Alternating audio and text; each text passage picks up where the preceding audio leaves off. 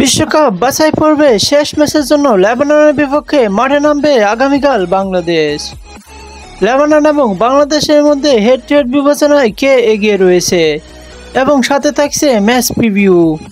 চলুন এক নজরে সবকিছু দেখে নেই। লেবানন এবং বাংলাদেশ এখন অবধি 4 বার দেখা হয়েছে। যে চারটি ম্যাচের মধ্যে বাংলাদেশ একটি ম্যাচ জিততে পেরেছে, অন্যদিকে একটি ম্যাচ ড্র করতে পেরেছে এবং দুটি ম্যাচ হেরে গেছে এই লেবাননের বিপক্ষে। এবং অন্যদিকে বাংলাদেশ 3টি গোল স্কোর করতে পেরেছে, অন্যদিকে লেবানন 10টি গোল স্কোর করছে। বাংলাদেশে শেষ কিন্তু 2023 সালেই দেখা হয়েছিল ওয়ার্ল্ড কাপ কোয়ালিফায়ার ম্যাচে, যেখানে বাংলাদেশ একে একে সমতা করেছিল বাংলাদেশের মাটিতে বসুন্ধরা কিংস এরিনাতে। এবার নতুন যাত্রা হবে কাতারে, যেখানে কাতারে মাঠে নামবে বাংলাদেশ বনাম লেবানন। এই ম্যাচটি বাংলাদেশ কী করতে পারে সেটাই দেখার অপেক্ষায় রইলাম। বাংলাদেশ এই মুহূর্তে ফিফা র্যাঙ্কিংয়ে 184 নম্বর অবস্থানে করছে, অন্যদিকে লেবানন ফিফা র্যাঙ্কিংয়ে 120 নম্বরে অবস্থান করছে। এবার চলুন ম্যাচ প্রিভিউতে আসা যাক।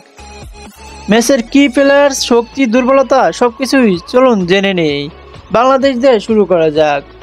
বাংলাদেশ দলের কি প্লেয়ার্সের মধ্যে শেখ মুরসালিন এবং রাকিব হতে পারে কি প্লেয়ার, যে তারা যে কোনো মুহূর্তে কিন্তু ম্যাচের মুভমেন্ট চেঞ্জ করে দিতে পারে রাকিব এবং মুরসালিন।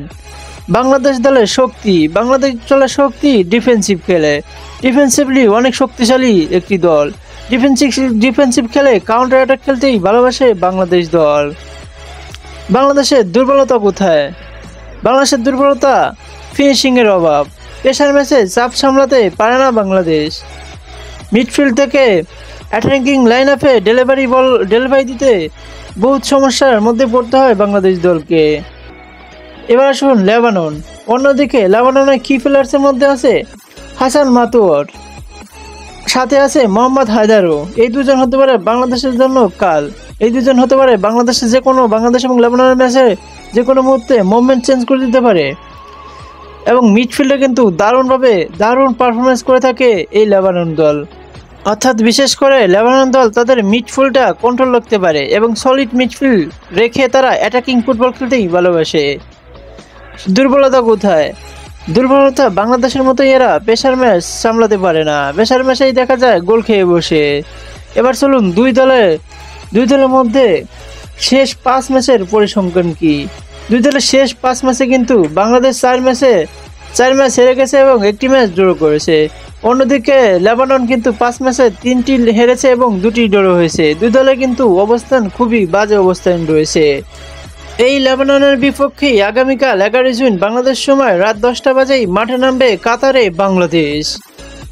এই ম্যাচটির প্রেডিকশন কি থাকছে? এই ম্যাচের প্রেডিকশন বাংলাদেশ 1-0 গোলে জিতে যাবে লেবাননের বিপক্ষে। আপনার প্রেডিকশন কি? অবশ্যই কমেন্ট বক্সে ড্রপ করে যেতে পারেন এবং স্পোর্টস ভিডিও পেতে অবশ্যই আমাকে সাবস্ক্রাইব করে রাখবেন। Thank you so much for watching me.